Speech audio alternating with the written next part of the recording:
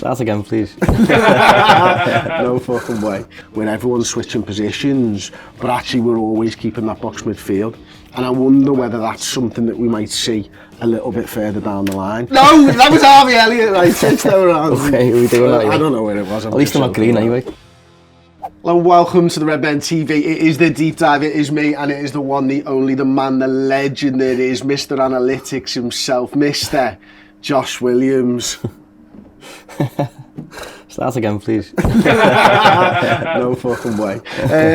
We're here to look at Liverpool's 3-2-5 formation. We're here to discuss Trent Alexander-Arnold. We did it last week, we're going to do it again. We've got more of a sample size, and we're going to talk about what that means for Liverpool's transfer strategy moving forward. So without further ado, the one, the only, the Mr. Legendary Josh Williams, I think I said it better the first time, is going to talk us through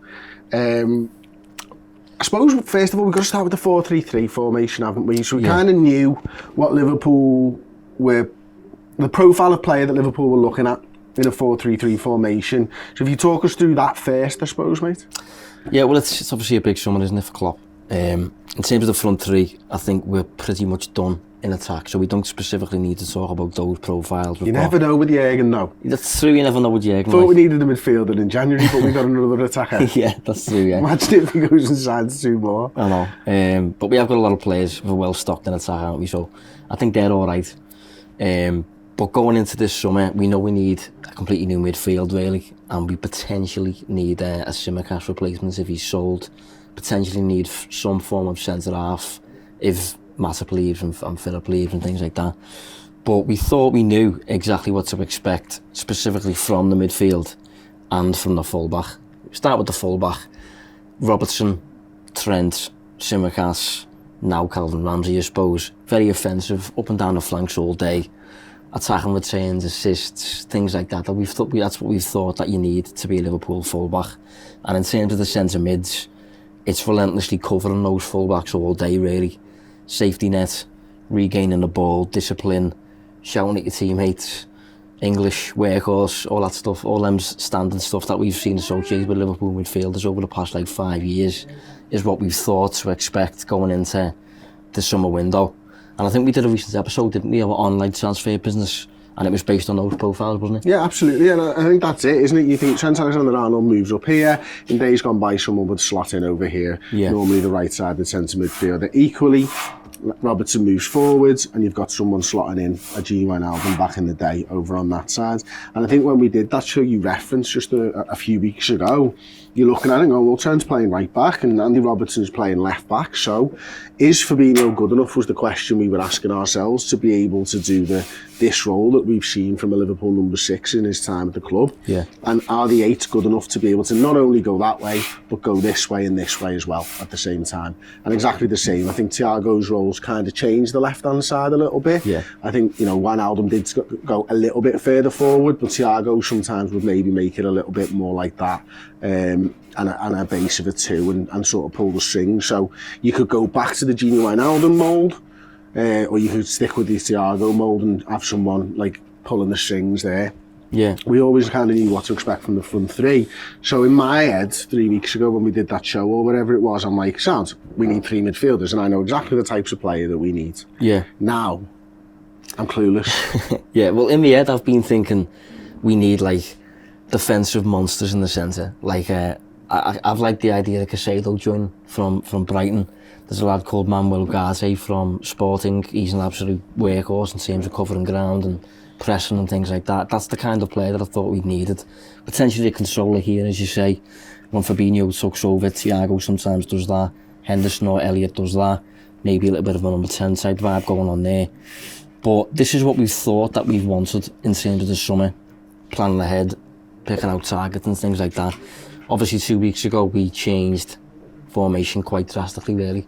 It's still 4-3-3 on the defensive side for the most part, but with the ball, Liverpool basically do this. Fabinho moves over, Trent joins him in the centre, Konate shuffles over, Virgil shuffles over, and Robertson shuffles over.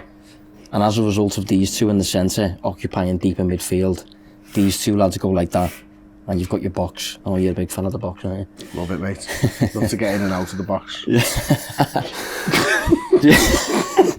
Football, yeah. Yeah, football, yeah. 'Cause that's what happens, isn't it? You know, you get out of the box like that, okay? Yeah, that's Anyone? it, yeah. So yeah, that's kind of what we're dealing with at the minute in terms of Liverpool and possession, and this massively impacts transfer business, because if we do sell Tsimikas, we now need a left-sided fullback who is not so much doing this. Nah, that's good, isn't it? Not for me. Or for you, to be fair. His battery's running low. Yeah, but it's okay. Yeah, we don't want someone who's going to be bombing up and down. We want someone to tuck in a little bit more, like Nathan Ake's been doing for Manchester City. So maybe more of a profile of a centre-back rather than the profile of a left-back. Yeah, Nathan Ake's a good example. I think Joe Gomez is a good example on the opposite side. If Joe Gomez was left-footed, he'd be ideal for this. John Stones is doing it a little bit. Ben White was doing it for Arsenal. So that would massively change who we need in terms of a left back, and in terms of centre mids, I think the 6 maybe remains pretty much the same, apart from the fact he might be occupied with our teammate in the middle. But in terms of the 8 specifically, it massively impacts the team, because rather than getting a player who's going to cover fullbacks and offer a bit of a safety net, you're asking your 8 now to basically form a bank of 5 in the final third. They've got to be comfortable in tight spaces, they've got to be threatening on the ball, really technical, and that completely changes the type of, like for example, I've just mentioned Caicedo. If we was to get Caicedo now, there's no way I can see him forming part of the 5. No. For me, he'd be in the 2. That then takes Fabinho out the team, and it keeps Henderson in the team as one of the bank of 5, which is maybe a bit weird. I think Jones is generally well suited to it. Yeah, I think he's looked good in the last couple of games, and it's interesting because, you know, is it a case of, listen, you're playing for this starting share, Kurt, or is it a case of we want to see whether you can back up the position if we buy someone for it?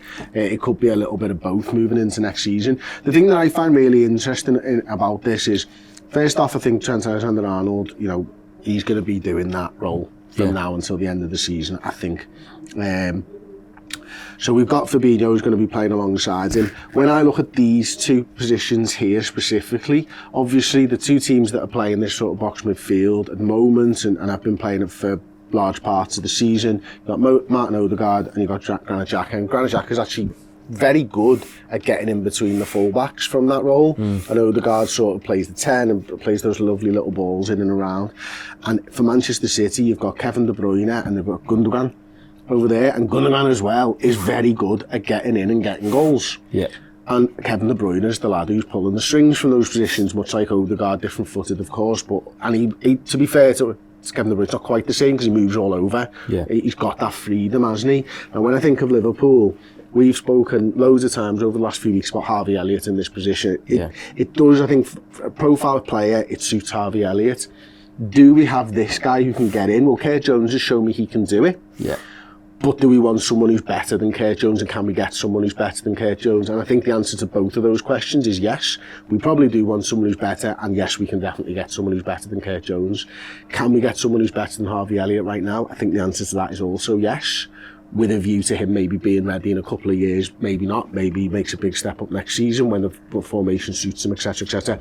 But what I'm trying to get at is Henderson for us has been the one that's been doing that. And Kurt Jones was a little bit more of the creator in the last couple of games, because you see from the draw against Arsenal, Kurt Jones is out here with this sort of pre-assist type of thing, isn't he? And then he flicks the ball and Henderson's in the middle of the box and gets a touch on it for Mo Salah, doesn't he? Yeah. Do we have those players at the football club right now? No. Are we getting linked with players that are of a similar ilk to the players that I've just mentioned to do those roles? We are, yeah. A lot of the links are these kind of players, to be honest. And that suggests that even though we've only just moved towards this 3-2-5 system, maybe Klopp's kind of had it earmarked as a thing for the past like 6 months or so, and he's only recently trying it out of necessity almost. But it does suit the kind of players that we've been linked with. Obviously we're losing Naby, we're losing Ox, potentially losing Milner, and that would allow us to get in eights that are basically offensive minded rather than players who are gonna cover down here. You've basically got your back 5 there and your front 5 there in terms of players ahead of the ball and behind the ball. And as you said, I think Harvey Elliott is a really good player for this. I think Curtis Jones is a good player for this. But in terms of like starting 11 every week, challenging for a Premier League title, maybe. They're not there yet. Maybe they're not there yet. I think they can play a fair few minutes though. But in terms of like De Bruyne levels, Odegaard levels, maybe you want a different kind of player. We should probably bring in the screen grab as well, just to maybe capture like what we're on about here. So we'll do that now. Obviously you can see Trent coming in from the right hand side to form this box in the middle.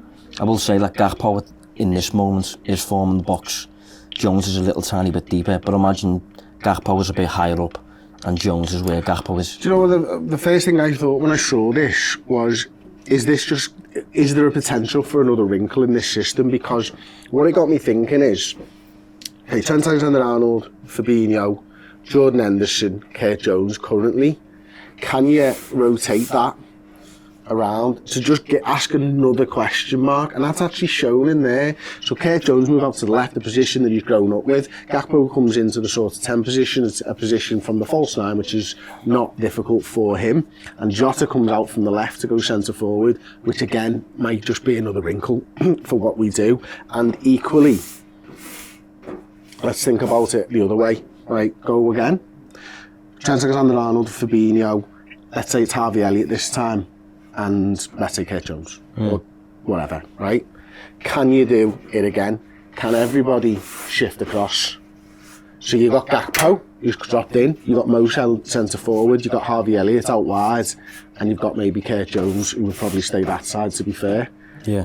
As a thing. And there we get the movement of what we used to do with the 4-3-3, where everyone's switching positions, but actually we're always keeping that box midfield.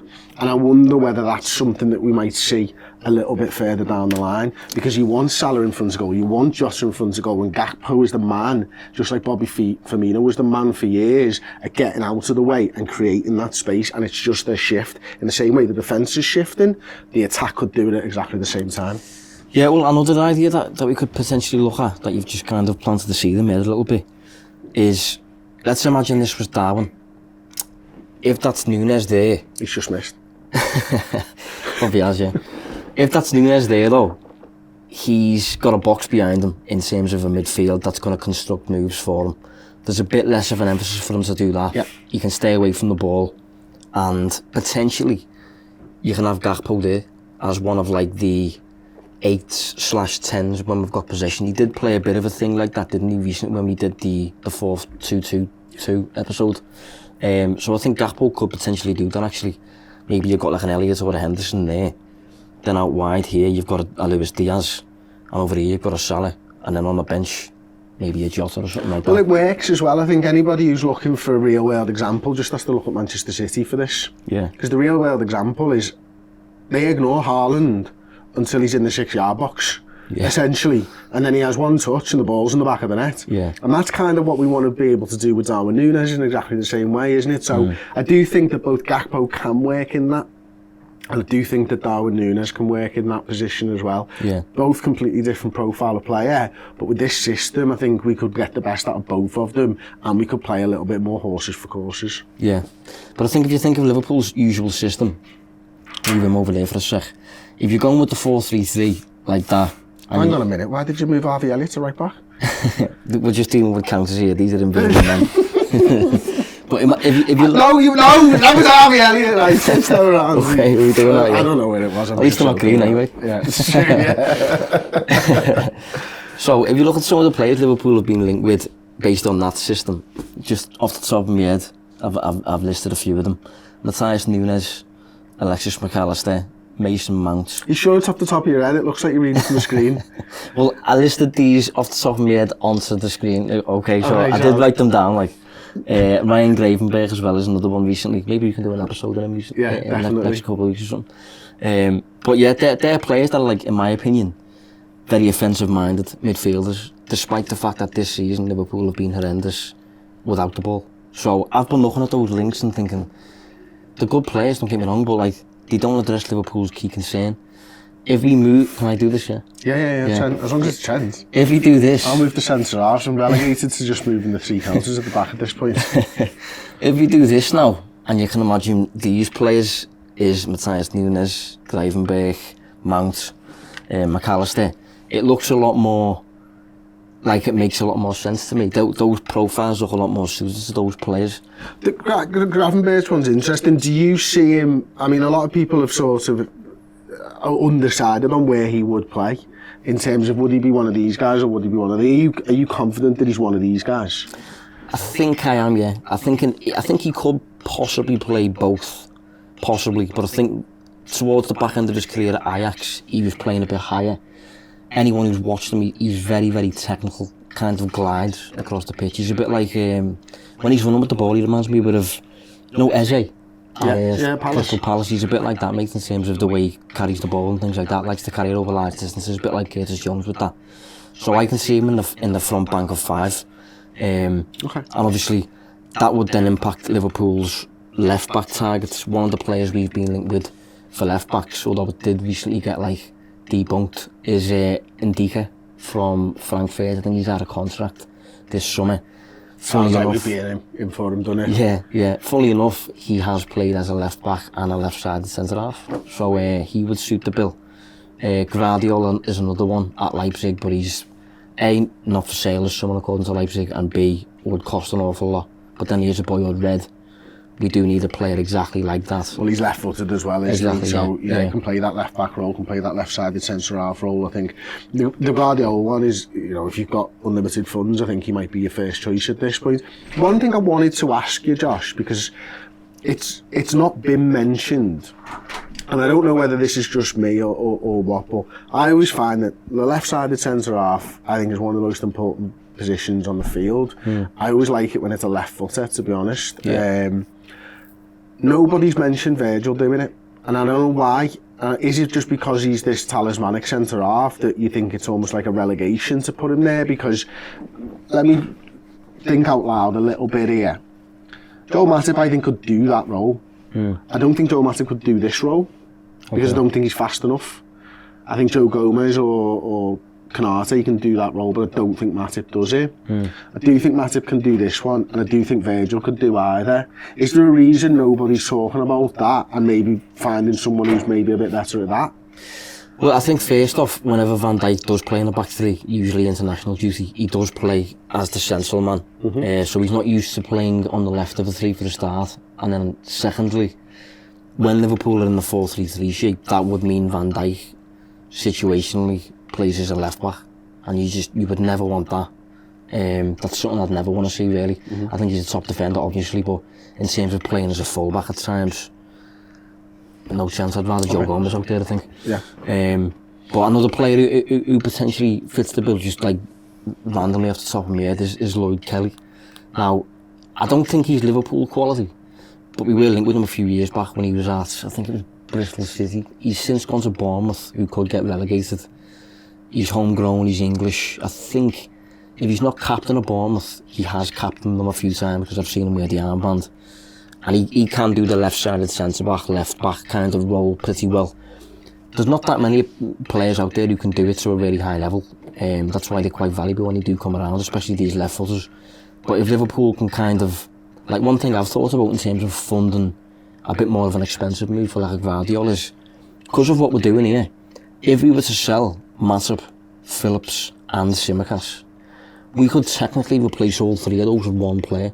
If we get a player who can do this, because you'll have a player then who can play as a backup left back or as a centre half. So maybe, I don't know how much they'd raise. But I suppose the next question for you then, mate, is why does no one think Andy Robertson can do this?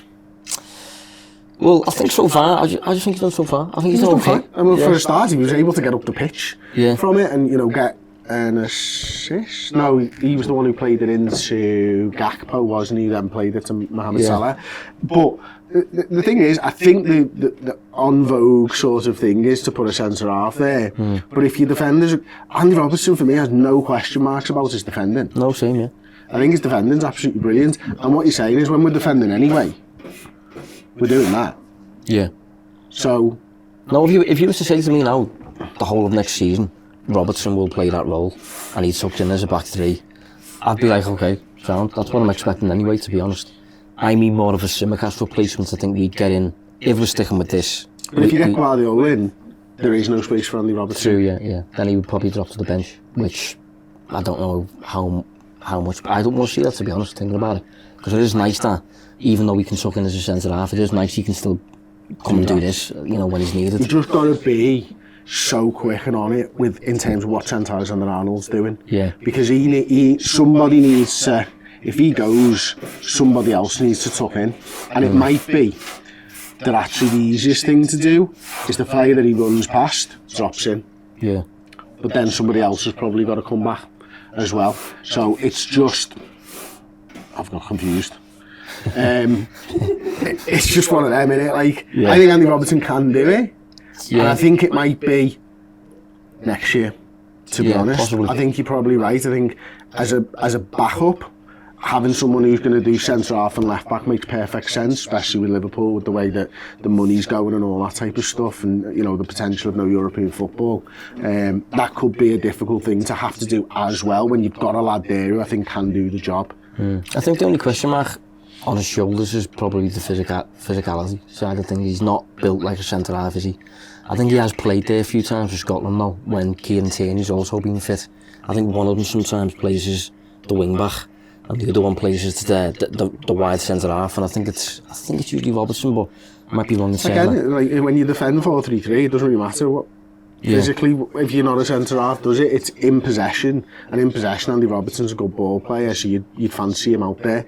Yeah, but Liverpool have a real question mark now, though, in terms of this system. If this is going to stick, and we're going to use this next season, it does dramatically change, specifically the centre mids, in terms of the eights at least, that you're looking at. For me, it does anyway. Yeah. You're looking more at like attacking mids where we were going to be good in the final. Another player I haven't mentioned is Danny Olmo, who plays for Leipzig. I think he's well suited to this. He's got the pressing background because he's been at a Red Bull club for the past few years. But it really does change who Liverpool are looking at, for me at least. But it just depends whether this is temporary or if this is like a long-term blueprint for Liverpool to use. I think it might be. And I think one of the things that we spoke about maybe last week or the week before was like, if Liverpool were to do this, do you really want to be third?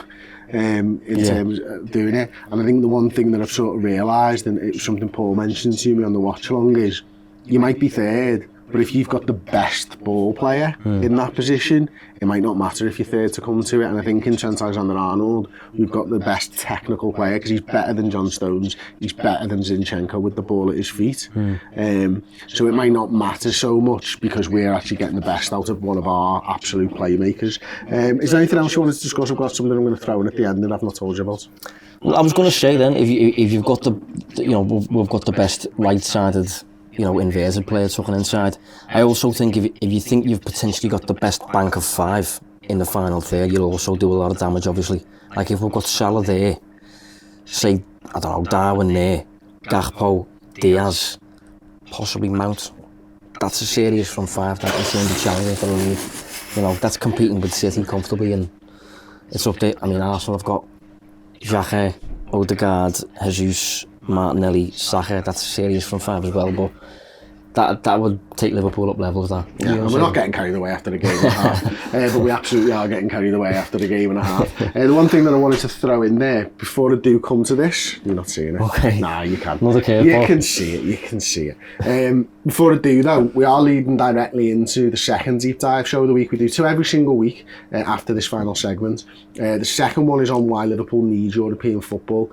Partly it's to fund this, but we're going to take a deep dive into that, into the finances and the differences in finances of what you get when you play Champions League football compared to Europa League, and we'll talk a tiny little bit about the Conference League because I don't really understand it. That's not that I don't understand it, it's just that I don't care to understand it. I've not tried to understand it. I've tried to avoid it, to be perfectly honest with you. So that'll be on Redmen Plus. The code is DEEP. When you sign up as a club captain on the monthly subscription, you'll get 50% off for the first 3 months. Take advantage of the code now, because we will be wrapping that code up and there won't be any more codes after that.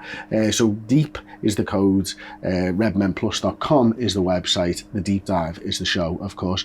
So one of our YouTube watchers from last week messaged us, and I thought it was a brilliant comment, to be honest. So it was Killer Dark Thank you for the comment. Hi, Chris and Josh. I'm coming back to this after the Leeds game when Trent played the full game as the inverted fullback and just wanted to share what I've noticed. I think the biggest advantage to the box midfield is the build-up, and the biggest beneficiary is Hendo. I feel one of our issues this season is our inability to play out from the back and effectively get into our usual shape where we pin the opposition in their box. That's why we keep losing the ball during transition, trying risky passes or just losing the ball because we're failing to build up. Hendo, with all his qualities, isn't comfortable receiving the ball in tight spaces or half-turn and tends to not want to do it. Also evident in the fact he almost never wants to receive the ball from throw-ins. He also doesn't like dribbling or trying to beat a man like Thiago to open up a passing route. He's best at first-touch passes where he swats to run and loops the ball around or over the defence straight into the front line. Usually this isn't a problem because we have Firmino and Sadio who are insanely good at helping during build-up because they can drop deep to shield, turn and hold up the ball, but we didn't have that this season. We usually end up going sideways or waiting for an eventual outlet that opens up. Having Trent come in as effectively a second six increases our pass routes, pushes Hendo further up and wider where it's safer to either lose the ball or try risky passes, as well as his pressing ability if we do lose the ball. Yes, Trent is crazy good at passing the ball, and he was brilliant for the 1.5 game he's played inverted, but I think that's a bonus we've stumbled upon while solving our build-up problem. It just seemed much easier to get the ball back or press when we're in our usual shape where we cage the opponents in their half, as well as counter-pressing when the opponents start to attack. I would love for your two's opinion on this, whether I'm right or wrong. Love the analysis type videos. Thank you for taking time to write that, by the way. Yeah. That must have taken you a day. So well done you. What do you think? Yeah, I think he's got a point. I think in terms of like the way the system works, obviously there's your build up there. That's what we were talking about last week with Thiago. You want Thiago in that 5, not in this 5.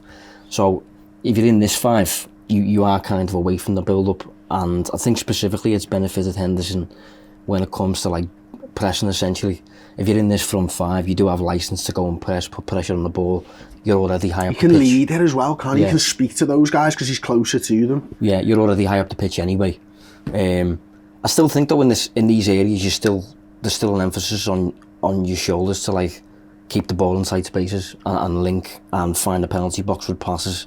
So I think no matter what, he does have to be a bit more technical than he maybe is in certain situations, which is why someone like a Mount or just a more technical like a McAllister or something like that would be better suited now. I think Henderson's at a point now where we can use him as a pressing monster and an experienced like leadership figure when we maybe need to see out games or something like that. But stylistically, yeah, I can understand in terms of getting him away from the build-up and allowing him to focus on pressing, I think, up here and maybe penetrating the box and things like that. What about you? So I'll pick up something slightly different from Killer Dark's thing, and it was he sort of alludes to the fact that he believes it was because of the build-up. What I will say to that is I do think you're probably incorrect on that, with the greatest of respect, only judging it on what Jurgen Klopp said in his post-match press conference after the win against Leeds, where he said he was asked specifically by Jamie Carragher on Sky Sports whether he moved Trent in there to get him on the ball more or to provide defensive stability and help Fabinho out. And the way that Klopp answered that at the time was a bit of both. Yeah. But he said stability is the most important thing in football. You can't have stability in any football team if you don't defend well. Yeah. And I think if Jurgen Klopp's mantra is we've got to defend well to be able to do everything else right, then the reason probably isn't build-up, it was probably defensive stability, with the added bonus, and this is I think where you're right, is he'll have considered all things here, that build-up will be affected and all that type of stuff. But I think if you asked him for his number one reason, stability and making sure we don't concede was probably his number one reason for this. Yeah, and I think a few people recently have been a bit like, maybe a bit confused at the front 3 he's been selected in particular, with Jota starting ahead of Nunes, for example. And I think one of the things he said before the game was kind of like something like the forward players kind of have to understand that defending is the first and foremost thing and everything else comes secondary. And I think although Nunes is, a chance magnet, massive threat and things like that, I don't think his defensive game yet is on the level of a Gakpo or a Jota. I think Jota was described when he first came in as a pressing monster. So it's a nice looking shape, isn't it? It's very offensive, it's very attack minded, but also I think the bottom line probably is just he wants Liverpool to get more control over the game. And I think the perfect example of what you're talking about with this man here, Diogo Jota, or this red counter, is that he wins the ball and gets an assist. He wins the ball on the edge of the box and we end up getting a goal. Yeah. And I think I would ask everybody, and I've said this on the show already this week, as much as I like Darwin Núñez, I cannot see Darwin Núñez winning the ball here and Liverpool going and scoring a goal. I can't see him winning the ball in the middle of the park and getting an assist. It's just not his game. He's the tip of the spear, I think, for me. Or get him out in space type of thing and hit the ball to him and see what he can create. So there you go, that's been this week's deep dive, Josh. Really enjoyed that. Really interesting stuff once again. If you do want to follow us over on Redmen Plus, then get over there and use that code DEEP. Thank you so much for watching. Thank you, Killer Dark, for the killer comment, and we'll see you all next Friday. So.